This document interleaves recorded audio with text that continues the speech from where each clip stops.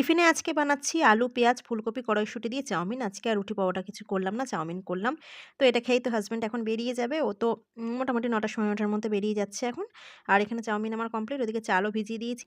দিয়ে সমস্ত আশিপাশি কাজ সেরে পুজোটা করে নিলাম। স্নান পুজো হয়ে গেলে অনেকটা নিশ্চিন্ত। তো আসছে দুপুরবেলা দিদিরা, মানে দিদিরা আজকে আসবে। ওই জন্য আজকে একটু রান্নাবান্নার আয়োজনটা বেশি।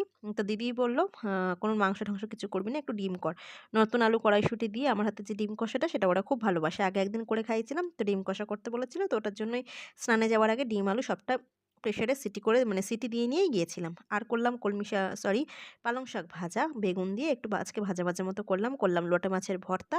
আর করলাম নতুন আলু দিয়ে, ডিম দিয়ে, কড়াইশুঁটি দিয়ে ডিম কষা। তো আর কড়াইশুঁটিগুলো ছেলে বসে, বসে ছাড়িয়ে দিচ্ছিল।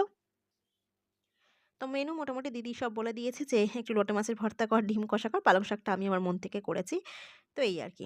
তো এখানে রান্নাবান্না মোটামুটি সবকিছুই কমপ্লিট।